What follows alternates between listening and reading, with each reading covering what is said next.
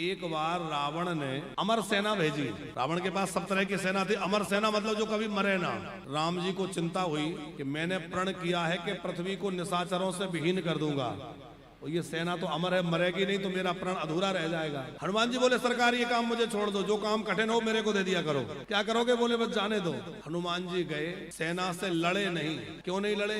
बोले इसको मरना ही नहीं है, इससे लड़के क्या करेंगे। अपनी पूंछ को बढ़ाया, पूंछ में सबको लपेटा और पूंछ में भर के जोर से ऊपर फेंका, तो जो पृथ्वी का गुरुत्वाकर्षण है उसके ऊपर चले गए अंतरिक्ष में। अब वहां लटके रहो, नीचे तो आओगे नहीं। और राम जी का प्रण तो यह है कि पृथ्वी को निश्चर विहीन करेंगे। अब ऊपर भटकते रहो। तो कुछ लोग दौड़ते हुए रावण के पास गए। रावण ने पूछा सेना कहां गई? अब ये तो नहीं कह सकते कि मर गई, क्योंकि वो तो अमर थी, मर कैसे गई? बोले गई। कहां गई? बोले गई। कैसे गई? बोले वो बंदर। अच्छा, रावण सबसे ज्यादा यदि किसी से चिढ़ता था तो हनुमान जी की पूंछ से चिढ़ता था। बोले इस बंदर की पूंछ ने मेरी मूंछ नीची कर दी, लंका जला गया, इतना उपद्रव पूंछ के द्वारा कर गया, अक्षय कुमार को मार गया। और जैसे ही पूंछ का कहा तो रावण तिलमिला उठा। सोचा कि इस बंदर की पूंछ उखाड़ ही दूंगा। और गणेश प्रसाद जी एक दिन हनुमान जी समुद्र किनारे बैठ के ध्यान कर रहे थे। रावण चुपके से गया और अपने 20 हाथों से हनुमान जी की पूंछ पकड़ी।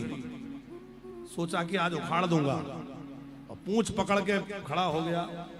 हनुमान जी ने देखा, अच्छा हनुमान जी मुड़े नहीं, हनुमान जी उड़े।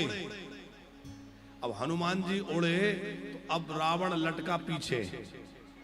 पहले तो कह रहा था उखाड़ दूंगा, अब कह रहा है हे भोला बाबा ये उखड़ ना जाए। पहले कह रहा था उखाड़ ही दूंगा, अब हनुमान जी बहुत ऊपर उड़ गए तो कह रहा है हे भोले बाबा ये उखड़ ना जाए, नहीं तो मैं कहीं का नहीं रहूंगा। और संकेत बड़ा प्यारा है कि जो संतों की पूंछ के पीछे पड़ता है भैया वो कहीं का नहीं रहता, इसलिए संतों की पूंछ के पीछे मत पड़ो।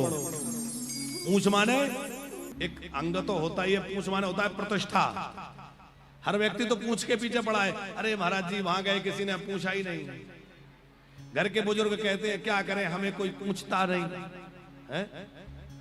जो देखो यही तो समस्या है, हमें कोई पूछता नहीं। तो पूंछ का ही तो झंझट है।